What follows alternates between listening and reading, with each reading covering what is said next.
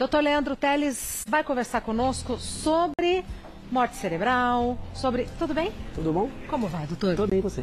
Também. Muito triste falar sobre esse assunto. A gente já começamos o programa com 3 pessoas que tiveram o privilégio de conviver mais perto com o Gugu, mais perto do Gugu. E a gente vê essas informações todas e às vezes é difícil pra gente, que é leigo, fechar o quebra-cabeça. Verdade. Alguns termos médicos, alguns termos desencontrados. Boa, doutor. E a gente tem que usar realmente o momento, apesar de ser um momento triste, para tentar melhorar a cultura em saúde. Falar um pouquinho do que aconteceu, gerar prevenção, as pessoas saberem como se comportar. Então, eu acho que é uma janela de oportunidade de trazer o tema à tona, assim. A gente vai começar falando sobre traumatismo craniano. O que é traumatismo? Traumatismo craniano, ou TCE, trauma crânioencefálico, é quando você tem uma pancada na região da cabeça. Se o pessoal quiser colocar até um outro slide, crânio seria essa calota de osso que a gente tem em volta. É o que protege o cérebro? É o que protege. Protege, mas também tem um problema. Ó, em volta, osso, por todo lado. É o órgão do corpo mais protegido. Fica na altura das... O que está em azul é osso. O que está em azul é osso. Tá. Essa é uma imagem em transparência. E o que está dentro é um órgão, que é o cérebro, que é um órgão gelatinoso, né? Então, 80% do que tem dentro da calota é cérebro. 10% é sangue, tem vários vasos, artérias e veias que também podem se machucar num traumatismo desse. E tem um líquido chamado líquor, que protege, que fica entre o cérebro e a calota e dentro do cérebro, que amortece também esse cérebro. Então você tem uma caixa craniana, né? Eu até vou mostrar aqui na minha mão, uma caixa craniana dura, e dentro protegendo esse cérebro. Só que se o trauma ele é muito forte, existe uma colisão do órgão cérebro, que está fixo dentro, ele bate na calota e ele pode se machucar. É o que a gente chama de trauma crânioencefálico. É muito, muito comum, muito frequente. Hoje no mundo é a principal causa de morte até os 45 anos. A causa de morte principal é traumatismo crânioencefálico, é a principal causa de incapacidade no mundo, é o trauma crânioencefálico, principalmente por acidente automobilístico, queda de altura, como foi o caso que vitimou Augusto Liberato, queda de altura, e agressão física. Esse trauma ele pode ser aberto, penetrante, como um tiro, uma facada, pode ser fechado, como foi o caso do Gugu, e no caso dele teve muita energia envolvida, porque ele caiu, bateu a cabeça e teve uma fratura, ele rompeu. Então imagina a energia... Rompeu o osso. O osso. E às vezes é até melhor romper o osso, porque você dissipa um pouco da energia. Porque a pancada transmitida diretamente ao cérebro pode levar a sangramentos, a lesões focais, dor. Como o quê? Dor. Pode levar a dor. No caso dele, o quadro foi muito agudo. Ele chegou num estado de coma muito grave. Então, no caso dele, a gente imagina que seja sido algo extremamente abrupto. Ele não deve ter tido nenhum sofrimento envolvido com aquilo. Mas a gravidade do evento dele foi extrema, porque ele perdeu a consciência imediatamente e não voltou a recobrá-la, né? A Luiz Ambiel falou aqui, eu já ouvi também de populares. 4 metros é alto. 4 metros... Aqui, por exemplo, a gente tem 4 metros? Tem. 4 metros é alto, imaginando para alguém que caiu de cabeça e para alguém que não conseguiu proteger a sua cabeça. Por que será que ele não caiu assim? E essa é uma dúvida que ainda não está respondida. Caiu assim? É possível que ele tenha caído de mau jeito ou que ele tenha passado mal antes de cair. Isso pode acontecer, a pessoa já cair porque passou mal antes de cair. Cambaleou e caiu. Cambaleou e caiu de mau jeito. Porque normalmente um adulto que só está caminhando e cai de pé, ele machuca outras partes do corpo que não a cabeça. A impressão que dá é que ele já caiu deitado. A impressão que ele caiu que ele caiu sem o comportamento de defesa. Perfeito. Porque normalmente a gente cai e machuca o braço, a perna às vezes quebra osso, costela. Às vezes até os dentes. Os dentes. Mas geralmente para alguém de 60 anos, relativamente bem de saúde, com um porte físico bom como ele tinha, normalmente a gente imagina que essa queda é uma queda pequena para o grau de lesão que ele teve. Mas trauma ele é muito irregular. Dependendo da forma que ele caiu, se ele caiu realmente para frente, se ele tropeçou, ou se ele teve algum acidente, um mal-estar antes. Porque às vezes a pessoa tem um acidente em cima, um mal-estar antes, uma tontura, um problema cardíaco ou até neurológico, cai por conta disso. E aí ele pode cair meio desacordado. Ontem eu assisti a entrevista do Lepsky, que é o neurocirurgião brasileiro, e ele tem essa suspeita de que ele tenha caído já meio inconsciente. Porque ele não fez aparentemente a menção de se proteger ou de proteger a cabeça, levando a cabeça no primeiro impacto. Ele feriu um dos lados. Ele bateu um dos lados, teve uma fratura no osso temporal, que é bem lateral, acima da orelha. Esse osso ele é um osso um pouco mais fino e ele se rompe com facilidade. E abaixo dele você tem uma série de vasos, você tem a estrutura cerebral e às vezes o cérebro ele sofre como um todo. Às vezes a energia de chacoalhar dentro da cabeça faz com que a função cerebral se perca no momento. Se fosse do outro lado ia ser tão grave quanto? Do outro lado, tão grave quanto. Às vezes, se bate em outra região, na frente ou atrás, pela dureza ou pelo capricho do trauma. A gente até viu recentemente uma criança que caiu do 9º andar de um prédio e sobreviveu, quebrou as pernas. Exato. Para você ver como o capricho e a quantidade de energia no local exato em que ela bateu, isso vai dizer se a pessoa vai viver ou não. Existem casos de pessoas que caem da própria altura, mas tão de mau jeito que pode... Só que isso você vê com pessoas mais debilitadas, acima dos 70, 80 anos, onde realmente o reflexo é um pouco mais... Agora, no caso do Gugu, eu acho que a perícia vai ajudar muito. O corpo foi avaliado, eles vão avaliar o local, para ver se realmente ele caiu de pé ou não, ou se ele teve algum mal-estar antes. Por que despencou? Porque é um caso que ainda não está definido. Apesar de 4 metros, parece que nem era 4 metros, 3,66. Exato. É um pouco maior que o pé direito. Geralmente isso causa um machucado, mas não nesta gravidade. Existe alguma coisa ali que precisa ser elucidada ou uma infelicidade de uma colisão específica naquele local. É uma fatalidade que tinha... A gente olha, o traumatismo craniano é muito assim. O traumatismo craniano, em 1 segundo, muda a vida de uma pessoa ou de uma família. E o caso de gravidade que ele chegou num Glasgow, que é uma escala de coma baixíssima, que é 3, que é a menor. Então ele chegou no hospital inconsciente, muito grave. Se ele não falecesse, o risco de sequelas irreversíveis é absolutamente alto e impressionante. A gente já vai falar sobre essa escala, porque eu não entendo se é baixo, por que é grave, mas a gente já vai... Vamos chegar lá. Perguntas de pessoa leiga. Então, você também acha estranha essa informação? Eu não consegui entender. Na escala que vai de 0 a 10, ele chegou... De 0 a 15, tô vendo agora, ele chegou a 3 e é gravíssimo. Então, Primeira coisa, essa escala, ela vai realmente até 15, só que ela não vai de 0 a 15. Até um equívoco que aconteceu numa matéria recente, grande, ela vai de 3 a 15. Mas 3 é o mais grave? 3 é o pior. 3 é a maior lesão. Como é que funciona essa escala? É decretado. A gente vai dando pontos. Tá. Eu e você, por exemplo, estamos com o Glasgow agora 15. Entendi. Por que quer dizer 15? 15 quer dizer a gente está com o olho aberto espontaneamente, a gente está falando conscientemente, eu estou me mexendo bem. Então essa escala só avalia 3 parâmetros. 15 tá tudo bem. O olho avalia a boca e avalia os movimentos. O olho vale 4 pontos, a fala vale 5 pontos e os movimentos valem 6 pontos. Somando tudo vai dar 15. Agora, se eu perder, a pessoa está com o olho fechado e eu chamo, ela não abre o olho. Eu balanço, ela não abre o olho. Eu faço estímulo doloroso, ela não abre o olho. Então ela vai ganhar 1 ponto. 1 ponto no olho.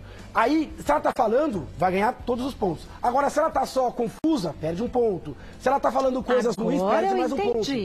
No caso do Gugu, Dr. Leandro, no caso do Gugu, ele fez 3 pontos. Quer dizer que ele estava com o olho fechado, não mexia com nenhum estímulo doloroso, significava que ele não estava falando nada e estava mudo, não emitia nenhum grunhido e que ele não se mexia, nem quando era feito um estímulo doloroso. Ele nem se movia, então ele estava numa escala muito grave de coma.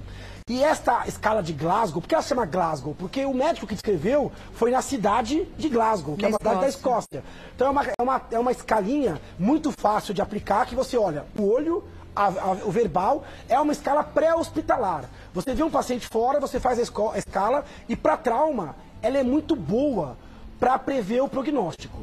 Por que pro trauma ela é muito boa? Se o cara bateu a cabeça e está com um Glasgow muito baixo, isso denota que a lesão cerebral é grave. Isso é no mundo todo? Essa tabelinha aí dessa... Existe uma versão dela mais recente, em 2018, que é uma versão adaptada, que ele avalia também a pupila, e aí ela pode tirar mais 2 pontos. Aí ela iria de 1 a 15 com a adaptação. Mas ela nunca vai ser 0, em nenhum momento. Zero então ela não tem vai ou condição. de 3 a 15 ou de 1 a 15.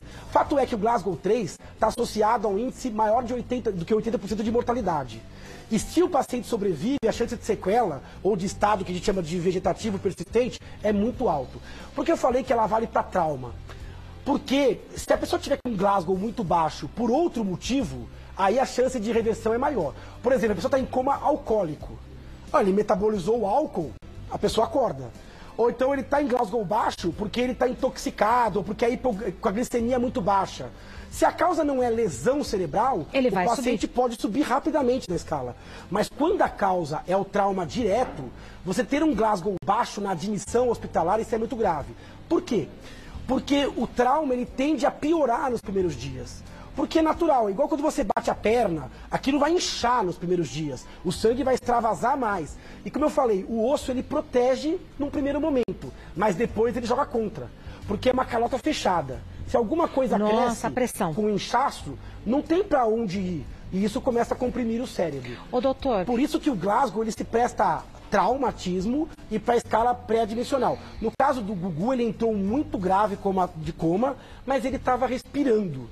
Por isso que ele não entrou em morte encefálica no hospital. Ele entrou muito grave, com risco de vida iminente, mas durante a internação, aí foram feitas outras provas que comprovaram a morte encefálica, que aí sim é um quadro absolutamente irreversível. Então, essas 48 horas de observação são cruciais. São muito importantes. Necessárias. As primeiras horas são fundamentais. É lógico que quando ele chegou, o médico que atendeu, ele já tinha a ideia de que o prognóstico era ruim, mas como ele ainda não tinha critérios, ele não falou em morte.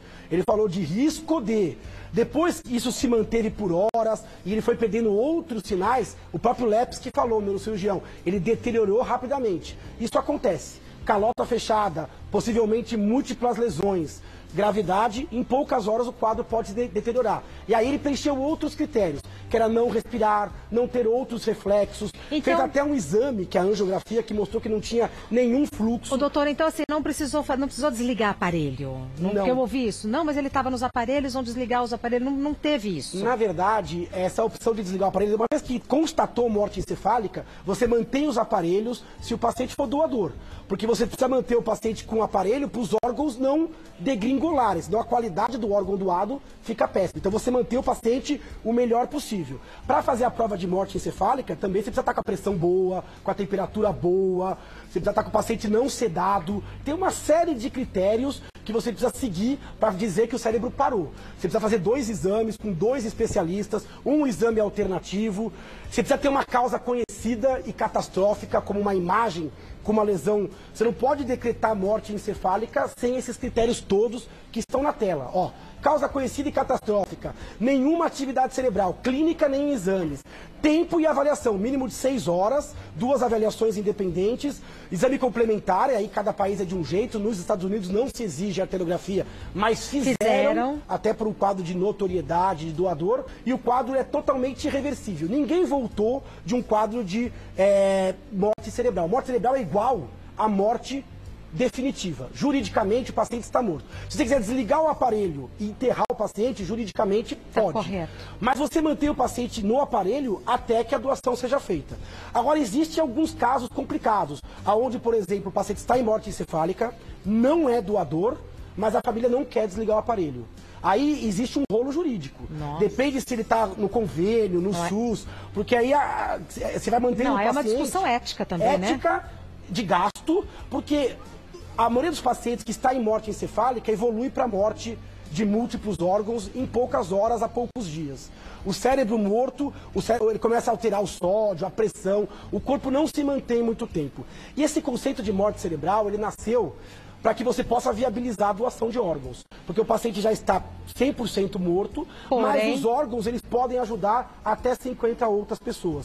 Então, esse conceito de morte cerebral ele é usado no mundo inteiro e tem critérios muito sedimentados e muito seguros. Perfeito. Precisava o doutor Leandro, né, explicar pra gente, porque eu não estava entendendo. Se era 3 e vai de 3 a 15, então agora ficou claríssimo. 3 é muito ruim na admissão, o quadro deteriorou, que ele perdeu outros reflexos, e ele tinha verbalizado essa vontade de ser doador. Sim. Eu preciso falar isso na TV, porque isso é muito importante. Se você é favorável à doação de órgãos, você precisa comunicar aos seus familiares disso, porque a morte não sempre avisa que vai chegar. Eu até vou abrir este momento e quero deixar registrado aqui, se acontecer alguma coisa comigo, eu sou doador de órgãos. Eu quero que meus órgãos sejam doados. É preciso avisar, porque a gente acha que às vezes a morte vai dar um aviso e não vai. E você pode gerar vida com a morte de muita gente. tem que avisar, eu acho que várias vezes. A gente tem perguntas do pessoal de casa legal. que a gente já responde. Perguntas para o Dr. Leandro Teles sobre morte cerebral, traumatismo craniano, tudo que envolve esse assunto do Gugu. E a primeira pergunta é da Laís. Quando uma pessoa bate a cabeça em casa, quais sinais devem ser observados para levá-la ao pronto-socorro? Adorei, Laís, a pergunta. Pergunta é extremamente importante, porque a gente tem traumas que são corriqueiros, leves e traumas mais sérios. Primeira coisa, você tem que observar características da pessoa que sofreu o trauma. Se for uma pessoa mais idosa, extremo de idade, criança ou idoso, mais preocupante. Pode dormir? Quê? Pode dormir? Essa história de dormir, ela é um pouco lenta, tá? Se a pessoa estiver sonada, é sinal de que alguma coisa não vai bem. Acabou de bater a cabeça, está sonolenta. Você acordá-la ou não vai mudar a gravidade. Às vezes a gente pede para você conversar com ela e manter ela acordada, porque você vai monitorizando a gravidade. Se você está conversando e ela está acordada, eu sei que está tudo... Ela está consciente, está bem. Quando ela para de falar ou ela dorme a despeito da minha atividade, isso é mais grave. Pessoas que usam remédios anticoagulantes, antiagregantes, têm um risco maior, porque eles coagulam com menos qualidade. E tem coisas que dependem um pouco do trauma. Então, trauma de alto impacto, por exemplo, queda de altura ou acidente de carro, quando tem outras vítimas, mesmo que o paciente esteja bem. Agora, quais sintomas são relevantes? Se desmaiou na pancada, mesmo que brevemente, tem que levar no pronto-socorro. Se ficou um pouco esquecido ou confuso na pancada, tem que levar para pronto-socorro. Se depois da pancada você ficou com dor de cabeça, principalmente se essa dor for progressiva nos próximos dias, tem que levar para pronto-socorro. E é importante que nem sempre o sintoma vem depois do trauma. Às vezes a pessoa tem um trauma, tá bem, passa uma semana, duas, começa a perder a força, ou ter fraqueza, ou tontura. Opa, tem que lembrar que até 2, 3 meses do trauma, a pessoa pode ter sintomas. Tudo isso. Por que isso? Porque às vezes a pessoa rompe uma pequena veia. E essa veia vai babando, babando, babando e vai cabendo. Chega uma hora que isso descompensa. A gente chama de hematoma subdural. Isso acontece com pessoas idosas. Nossa, bateu a cabeça 2 meses atrás e agora teve sintoma agora. Começou a perder um pouco da força, ficou confuso. Então, o acompanhamento do trauma não é só na hora. Tem a lesão direta e a lesão que pode surgir depois. Então, qualquer sintoma neurológico junto com a pancada, ou intensidade alta, ou pacientes mais debilitados, tem que levar no pronto-socorro. Eu sempre falo, na dúvida, leve. Leve, o médico examina e se tranquiliza. Depois que for para casa, mesmo que é tudo bem, observar essa pessoa por um tempo, porque trauma ele é muito irregular, muito assimétrico e é perigoso. Tá. Silvana pergunta, sempre que é constatada a morte cerebral, os médicos, devem desligar os aparelhos? Depende. Então, morte cerebral quer dizer que o paciente está morto, você pode desligar. Se deve ou não deve, depende do que vai ser feito agora. Se o paciente vai ser doador de órgãos, é importante, mesmo que com a morte decretada, que ele seja mantido da melhor forma possível. Porque aquele coração tem que estar bom, o rim tem que estar bom, Sim. o pulmão tem que estar bom. Então, você só vai desligar depois da doação. Se o paciente não for doador, existe a opção de desligar imediatamente, mas é lógico que sempre você faz com cautela. Depende da família, depende do contexto. É uma situação delicada do ponto de vista técnico, jurídico e ético. Mas do ponto de vista meramente médico, clínico, uma vez decretada a morte encefálica, o paciente está definitivamente morto. Então é possível desligar, mesmo que em alguns momentos seja difícil por questões até, às vezes, morais, religiosas e outras questões. Dureza. Olha aqui, os 3 livros do Dr. Leandro Teles. Dr. Leandro Teles é médico neurologista. O site do Dr. Leandro é leandroteles.com.br. O Instagram dele é neuroleandroteles, @neuroleandroteles, tudo junto. E onde que eu encontro esses livros e quando que vai ter novo encontro? Esses livros estão à venda pela internet, facílimo você conseguir acesso a eles. Nas minhas redes sociais, no site também você consegue link. Nas melhores livrarias também você consegue. Todos eles já foram reeditados e reimpressos, já estão todos aí. Esse ano acabaram as palestras, infelizmente, porque eu adoro me comunicar, mas a partir do ano que vem vamos ter novidades com um novo livro e novas palestras a partir de janeiro. Já? Já. Parabéns. E a família como vai? A família tá bem, a gente acabou de voltar de uma pequenas férias que a gente teve, inclusive foi lá em Orlando. A gente voltou no dia do acidente com Augusto Liberato e tá tudo bem, graças a Deus. As meninas são ótimas, minha esposa Sua também. mãe? Minha mãe, nossa, queria até agradecer, ela ficou felicíssima. Ela virou celebridade de uma hora para outra. Exatamente, todo mundo pergunta dela. Queria agradecer a paciência de vocês com a minha carreira. Imagina. Foi uma pauta realmente que repercutiu bem. Hoje uma pauta mais pesadinha, mas o momento exigia isso, mas é importante para a gente refletir o quanto a vida ela é efêmera e frágil, e quanto a neurologia é frágil, e nem sempre vai dar tempo. E eu falo isso com muita certeza disso. Então faça agora, faça hoje, diga hoje, verbalize hoje, perdoe hoje. Perdoe hoje. Não dá tempo de você ficar acumulando coisa ruim, ressentimento, rancor, porque a vida realmente é um sopro, e o caso do Gugu vem mostrar pra gente como isso é importante e verdadeiro. Tá. E vai ser hoje que você vai nos dar o prazer da sua companhia à mesa comendo um doce da Dalva de maracujá com chocolate. Ainda mais a Dalva, que é uma amiga querida minha. Pronto, tudo garantido.